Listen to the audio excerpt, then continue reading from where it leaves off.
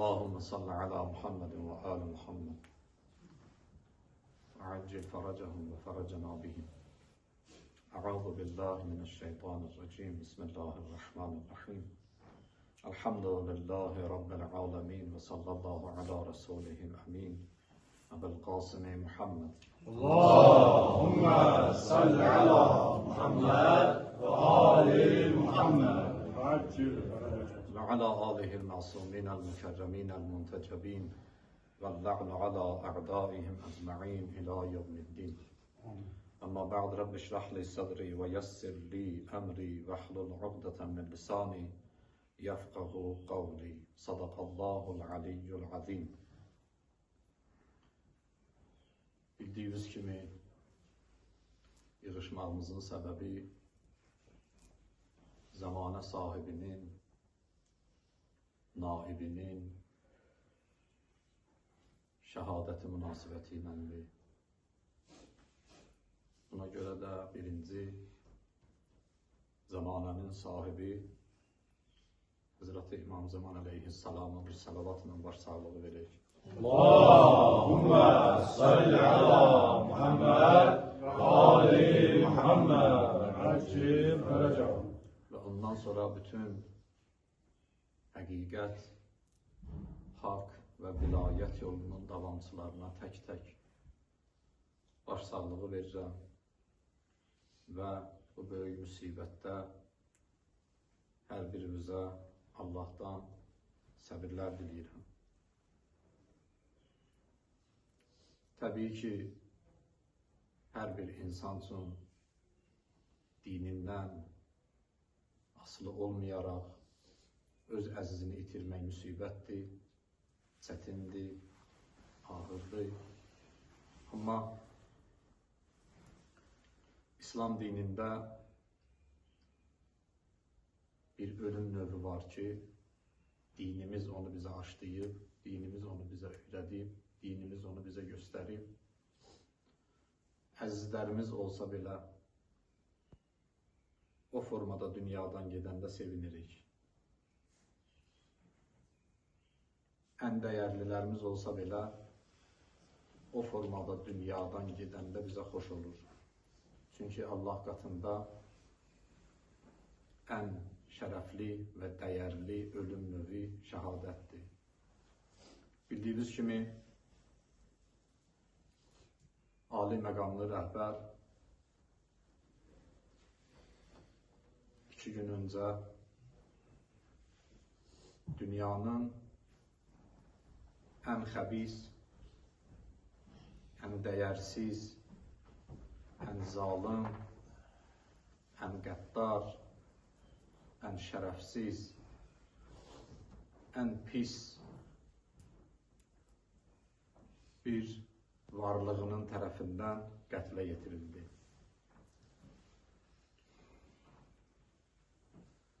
Bildiyiniz kimi Hazreti Əmir əl-Müminin əleyhissalamın hədislərinə əsasən rəhbər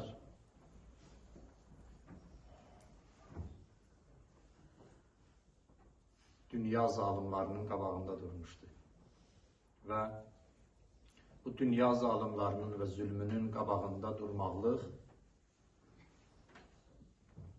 nəticədə onun şəhadət şərbətini içməyə səbəb oldu. Həzrəti Əmir əl-Müminin əleyhissalam buyurur, bir zaman gələr möminlər çaşbaş qalarlar. Kimə inanaq, kimin dalıcan gedək, kimə etibar edəyik. O zamanda baxın, dünya zalimları oxu kimə atırsa bilin, haqq odur, onun yanında olun və o Allahın həqiqi təbliğçisi və carçısıdır. Heç kimə gizlin deyil ki, rəhbər 87 illik ömründə ağlı kəsəndən inqilabdan qabaq və inqilabdan sonraki şəhid olduğu günə qədər bir mənalı olaraq dünyanın zülmü ilə mübarizə aparır.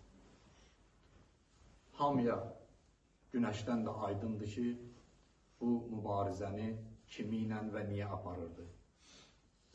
Və nəticədə o mübarizənin nəticəsi olaraq həqiqətən Hüseynvari şəhid olmağı Allah ona ruzi elədi. Ailəsi ilə, körpəsi ilə, övladı ilə, nəvələri ilə bir yerdə şəhid oldu. Həqiqətən İmam Hüseyn əleyhissalamın həqiqi davamçısı, İmam Hüseyn əleyhissalamın həqiqi şiəsi və hər İmam Hüseyn əleyhissalamın həqiqi təbliğçisi idi ki, onu həm dili ilə, həm sözü ilə, həm həyatı ilə, həm əməli ilə, rəftarı ilə tam mənada göstərdi və sübut elədi. Və nə xoş halına ki, bir ömür oxuduğu Ziyarət-i Aşurasının içindəki bir cümlə barəsində Allah tərəfdən qəbul oldu.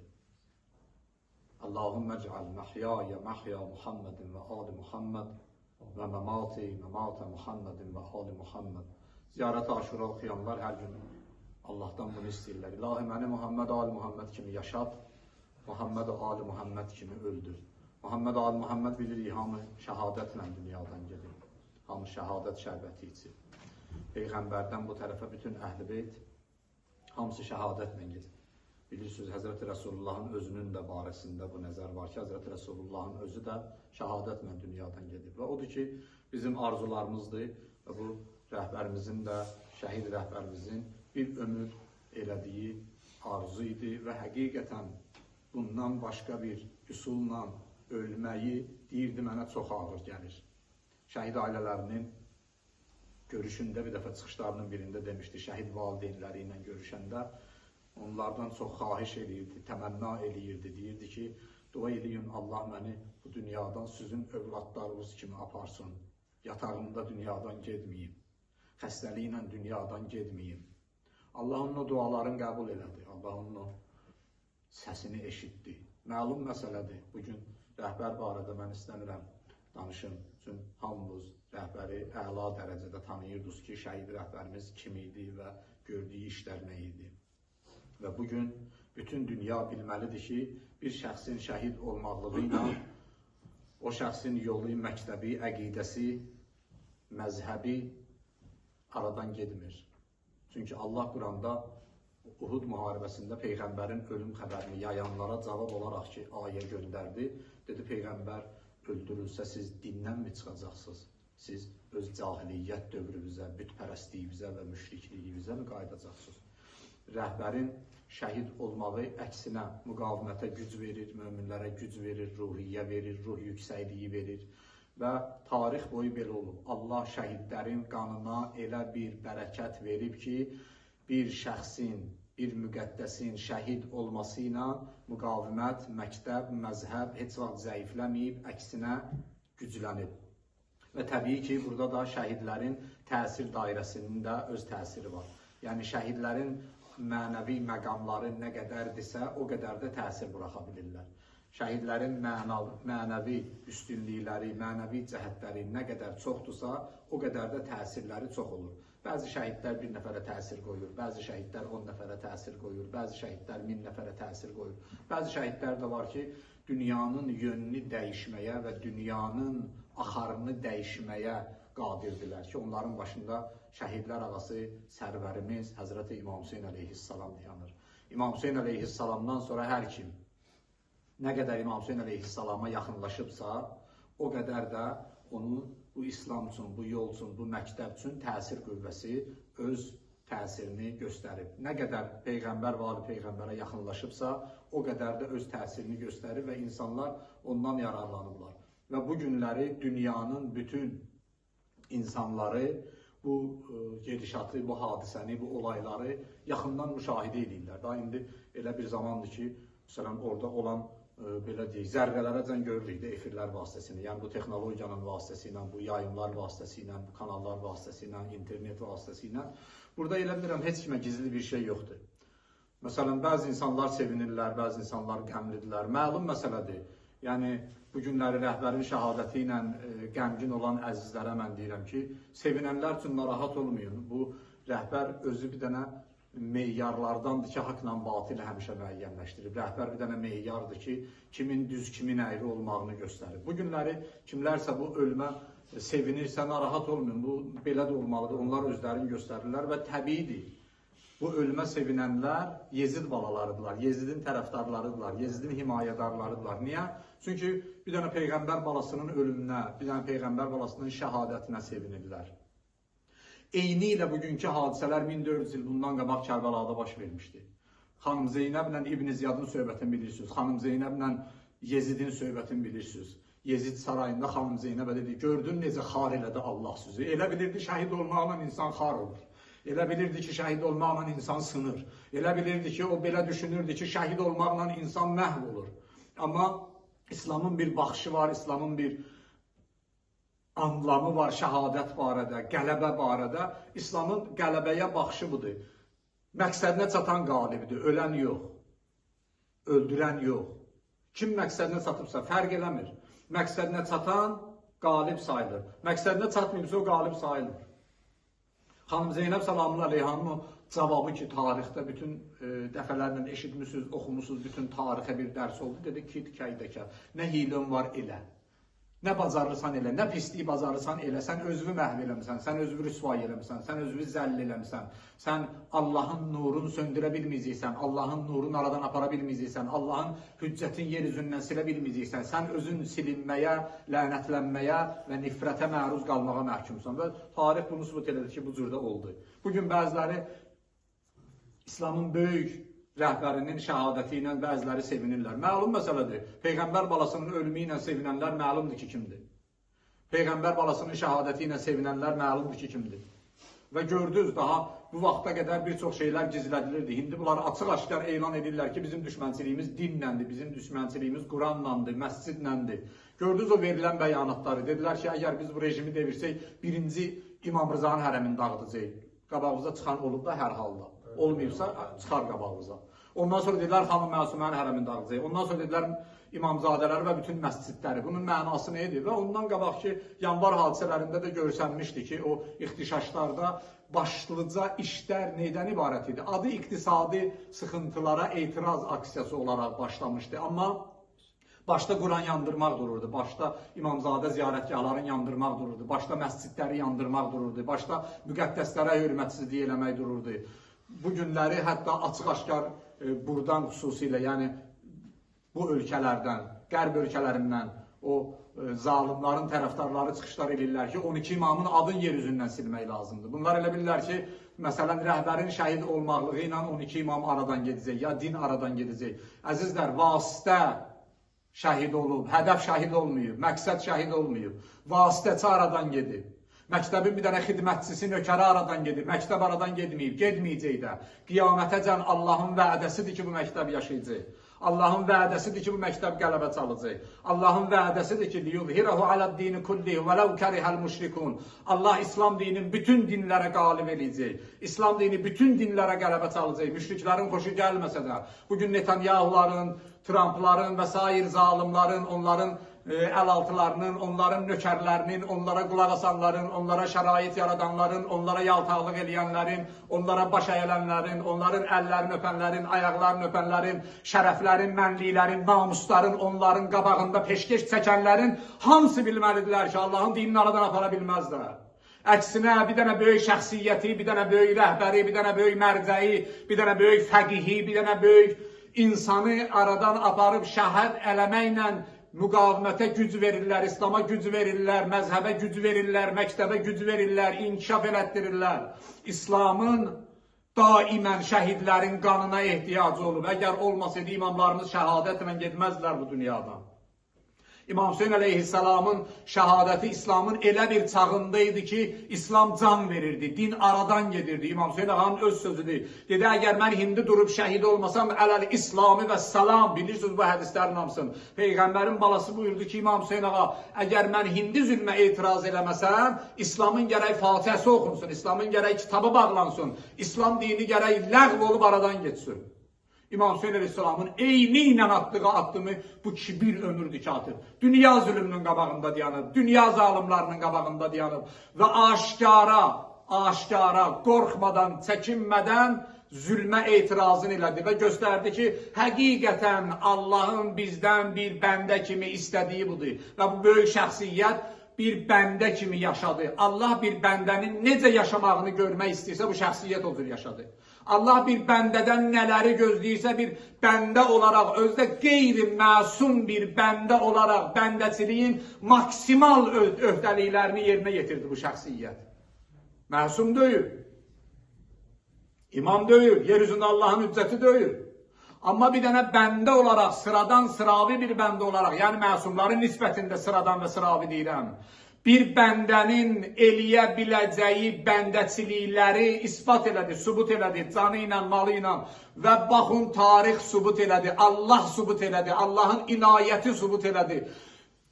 Uzun müddətdir müxtəlif sözlər deyirlər. Gah dedilər ki, gündə gedir, gecələri Moskvada qalır, gah dedilər gedir, başqa ölkələrdə yaşayır, gah dedilər gizlənir, gah dedilər sığınacaqdadır, gah dedilər filan yerdədir. Sübut elədi ki, hətta körpəsi ilə belə evindən çıxmayıb, nəinki özü, övladları da yanında şəhid oldu, nəvələri də yanında şəhid oldu, qızı da, gəlini də, həyat yoldaşı da. Bu sübut idi ki, siz hamınız yalan danışırsınız. Necə ki, bugün də yalan danışırlar. O yalanlar davam edir, o yalanlar dünyanı bürüyüb və hamı üçün maraqlı gəlir. Görəsən doğrudan belədir.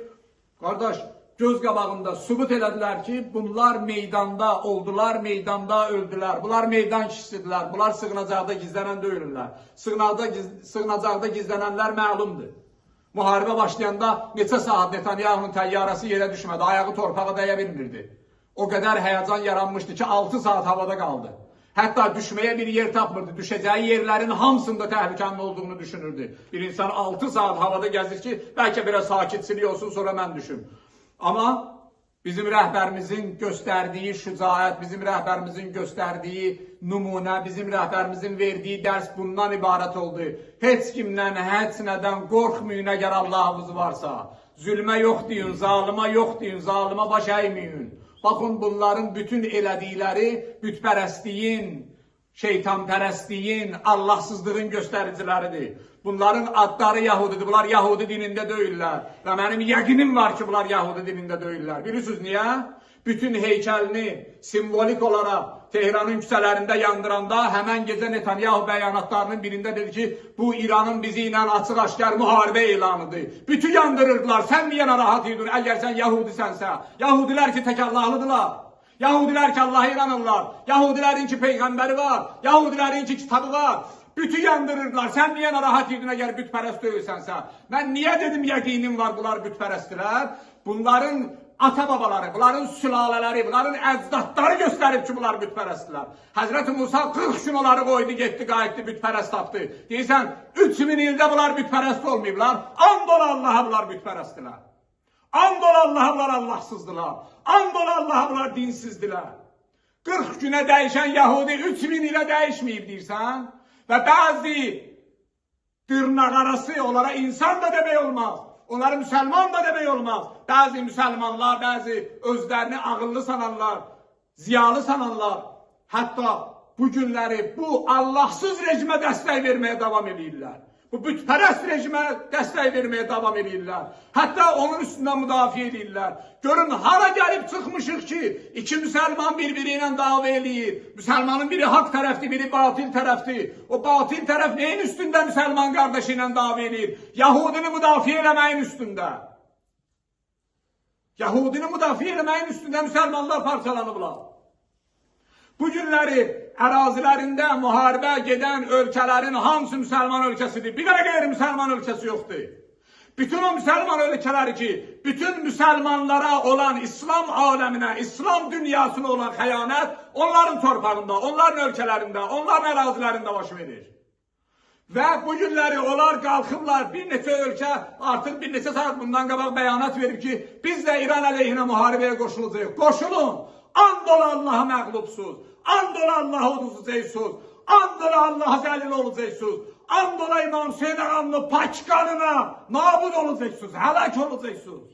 Mümkün deyil ki, sən Allah'la mübarizə aparasan. Allah Qur'anda buyurur, yuridunə liyutfi'u bin nurallahi bi əffahihim. İstədilər üfürərək Allah'ın dinini söndürsünlər. Vallahu mutemmu nurih. Allah nurunu tamamlayacaq. Heç kim Allah'ın nurunu söndürə bilməz. Bu şəhid olan rəhbərimiz Allah'ın yeryüzündəki nurlarından idi. Bu şəhid olan rəhbərimiz Allah'ın yeryüzündəki həqiqi bəndəçilik nümunələrindən idi. Allahın yeryüzündəki hüccətinin nümayəndəsi idi, naibi idi, xidmətçisi idi, dinin keşikçisi idi, dinin qoruyucusu idi, dinin həqiqətən təəssübünü çəkən qeyrətli kişi idi. Amma onu şəhid edən kimdir? Dünyanın ən mənfur və şəxsiyyətsiz, həqiqətən, yəni elə bir söz yoxdur bəlkə bugün sözlərdə ki, biz deyək məsələn, o Trump'a uyğun gəlsin, ya Trump o sözə uyğun gəlsin və yaxud Netanyahu, yaxud digər zalimlər yoxdur. Yəni, ən alçaq sözü desək belə onlar üçün xoş olar o. Elə bir söz yoxdur ki, onların rəzalətin, zəlalətin, çirkinliyin çatdıra. Yoxdur belə bir şey. Amma bu sevindirici haldır. Baxın, bir tərəfdə dayanıb Allahın məktəbi, bir tərəfdə dayanıb şeytanın məktəbi. Bu günləri eyni zamanda bu hadisələr axir zaman hadisələrinin nümunələridir. Axir zamana tərəf gedən yolumuzun sürətlənməsidir və bizim mövqe bildirmək zamanımızdır. Biz hansı yolun yanındayıq, hansı yolçunun yanındayıq, kimin tərəfindəyik, kiminlənik, kimi dəstəkləyirik, nəyə iman gətirmişik və axıra qədər neyin yanında qalacağıq. Məsələ budur, axırımız xeyirli olsun. Məsələ budur, burada sabit qədəm qala bilək. Məsələ budur ki, axıradan özümüzü çatdıra bilək. Yəni, bir zaman var idi, İmam Həsən əleyhissalamın hətta yaxınları, hətta Bəni Haşimdən olan qohumları İmam Həsəni tək qoydular, getdilər. Hadisələr bizə bugün mövqe bildirməyə bir dənə qapı açıb, hadisələr bugünləri bizə öz bəndəçiliyimizi nümayiş etdirməyə bir dənə qapı açıb, hadisələr bugünləri bizə göstərir ki, biz harda olmalıyıq, hadisələr bizə bunu göstərir ki, biz özümüzü Allah qabağında nümayiş eləməliyik ki, Allah biz hansı sıradayıq, biz kimin tərəfindəyik, biz kimin yanındayıq, bizim istəyimiz nədir? Bir mənalı olaraq biz bugün dünyada axan bütün haqsız yerə tökülən qanlara etiraz edirik. Bizim etirazımız bugün başlanıb ki, rəhbərin şəhadəti ilə başlanıb ki, bizim etirazımız elə Qabilin zülmü ilə başlayıb. Bizim etirazımız bugün başlamayıb ki. Bizim etirazımız elə həmişə tökülən, ilk haqsız yerə tökülən Habilin qanı ilə başlayıb. Allah bəndələri həmişə bu cür olurlar. Haqqın yanında olurlar, haqqın qabağında olurlar, zülmün qabağında olurlar. Məzlumun yanında olurlar, zalimin qarşısında olurlar. Bu günləri biz də öz mövqeyimizi bildirməliyik. Bütün dünya zalimlarına etiraz edirik. Tökülən qanlara etiraz edirik. Bütün dünya zalimlarının qarşısındayıq. Həqiqətən də dəyərsiz canımızla, dəyərsiz qanımızla, lazımsız həyatımızdan biz onların qarşısındayıq. Baxın, ilk olaraq hardan başladılar? Körpələrin qətlindən. Birinci həmlə körpələri oldu. Birinci hücum körpələri oldu. Birinci hücum 150 dənə qız uşağının şəhadəti ilə nəticələndi. Bilirsiniz niyə? Çünki bunlar bütpərəstdirlər və o bütpərəstlərin ayinlərindən biri budur. O şeytanların onlara qulaq asması üçün, onlarla yaxın olması üçün ilk olaraq məsum qanı tökməlidirlər. Allah dostlarının qanını tökməlidirlər. İlk olaraq Allah dostu olan şəhid rəhbəri şəhid edilər və məsumların qanını tökdülər ki, şeytanla biraz da yaxınlaşsınlar. Ona görə biz mövqeyimizi elan edirik. Biz şəhid rəhbərin yolundayıq, davamçısıyıq və onun əleyhinə olan hər kəsin əleyhinəyik. Allahın verilən öz Allahlığına xatir bizi bu haqq və həqiqət yolunda sabit qədəm eləsin. İmam Zaman ağanın zuhurunu təcil eləsin. Bin nəbiyyi və aleyh və bil fatihəti mə'əs sələvat.